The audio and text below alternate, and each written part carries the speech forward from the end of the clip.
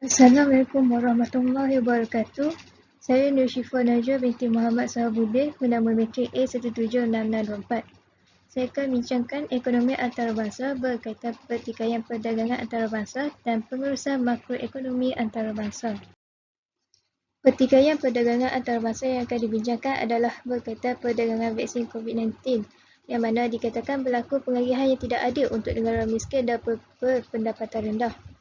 Antaranya adalah telah berlaku sekatan perdagangan Amerika Syarikat yang telah menyebabkan Iran tidak dapat membeli vaksin COVID-19 iaitu COVAX yang mesti dibeli secara rasmi melalui WHO. Antara sebab sekatan tersebut adalah kritikan terhadap tidak mampuan negara Iran untuk mendapatkan vaksin COVID-19 tersebut.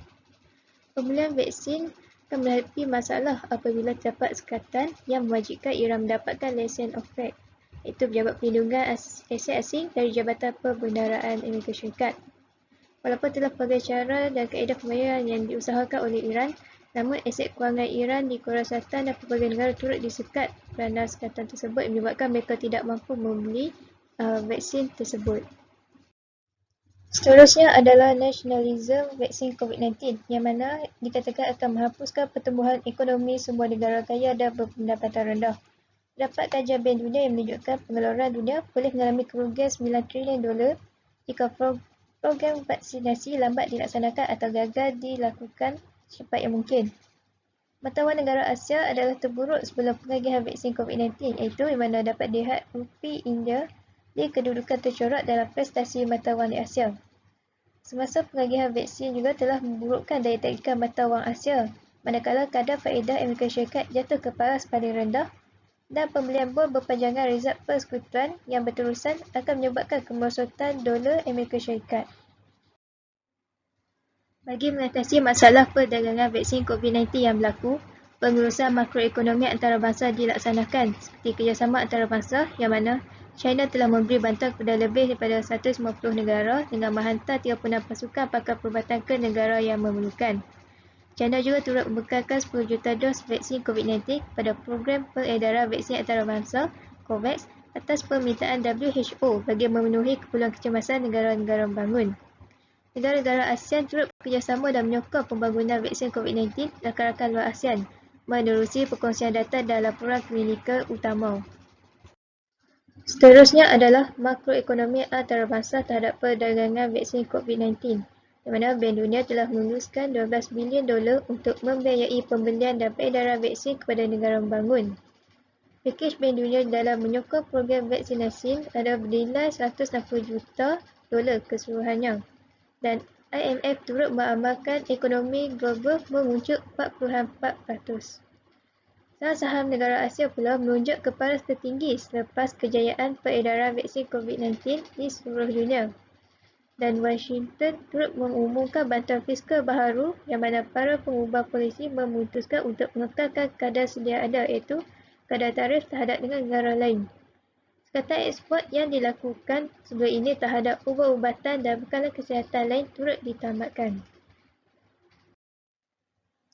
Pengagihan vaksinasi juga turut mendorong pada peningkatan mata wang yang mana pada permulaan pemberian vaksin COVID-19 di seluruh dunia dan menyebabkan pelabur mendapat keuntungan di pasaran mata wang sebanyak $6.6 trilion sehari. Hal ini dikatakan kerana pemberian vaksin yang lebih pantas mampu meningkatkan nilai mata wang sesebuah negara. Sebagai contoh, dolar AS meningkat ke paras tertinggi berbanding euro yang jatuh sebanyak 0.7%. Hal ini kerana pemberian ataupun pengagihan vaksin COVID-19 yang dikeluarkan oleh negara Amerika Syarikat adalah lebih pantas berbanding negara lain yang turut menyebabkan nilai mata wangnya juga turut meningkat. Selain itu, dolar Australia juga turut melonjak berbanding dolar New Zealand kerana dikatakan keberkesanan vaksin Pfizer-BioNTech yang digunakan 95% adalah berkesan, terutamanya di kalangan orang tua, menyebabkan permintaan terhadapnya semakin meningkat. Antara isu pertikaian perdagangan antarabangsa berkaitan sekatan ekonomi terhadap kalau ubat-ubatan adalah yang berlaku pada tahun 2017, yang mana Malaysia telah berdepan sekatan ekonomi oleh Amerika Syarikat akibat ubat generik yang merupakan ubat hepatitis C iaitu Sofosbuvir, yang mana Isu lesen kegunaan kerajaan terhadap generik Sofosbuvir adalah supaya ubat tersebut dapat dihasilkan dalam harga yang jauh lebih murah berbanding harga yang dijual oleh syarikat Gilead yang merupakan pemegang paten penghasilan ubat tersebut. Namun, Badan Kajian Farmaseutika dan Penghasilan Amerika iaitu PHAMA telah menghantar surat kepada Badan Perwakilan Perdagangan Amerika Syarikat untuk meletakkan Malaysia dalam laporan 301 sebagai negara asing keutamaan, yang mana jika disenaraikan dalam negara asing keutamaan, Malaysia akan ada sekatan ekonomi Amerika Syarikat. Seterusnya adalah sekatan ekonomi terhadap vaksin COVID-19, yang mana negara berpendapatan rendah dan miskin menghadapi masalah sekatan tersebut akibat dianggap tidak mampu membuat pembelian vaksin, dan terdapat juga penghantaran bekalan vaksin diperlambatkan kepada negara-negara yang membelinya. Antara negara yang terlibat dalam isu sekatan ialah seperti Iran, Afrika dan beberapa negara di Eropah, termasuk Finland yang ditangguh penghantaran vaksin COVID-19 kepada mereka. Ini merupakan perdagangan dunia vaksin yang berlaku pada tahun 2005 hingga 2019 yang menunjukkan peningkatan setiap tahun. Dan ini tidak termasuk vaksin COVID-19 yang turut dijangka akan meningkat melebihi perdagangan vaksin sebelum ini. Gambar di sebelah kiri menunjukkan kos vaksin COVID-19 yang dikeluarkan oleh pelbagai jenis syarikat dari negara maju daripada harga yang mampu dimiliki sehingga harga yang mahal.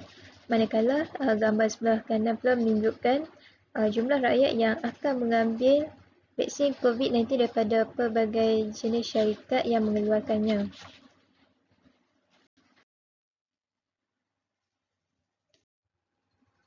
Itu saja daripada saya. Sekian, terima kasih.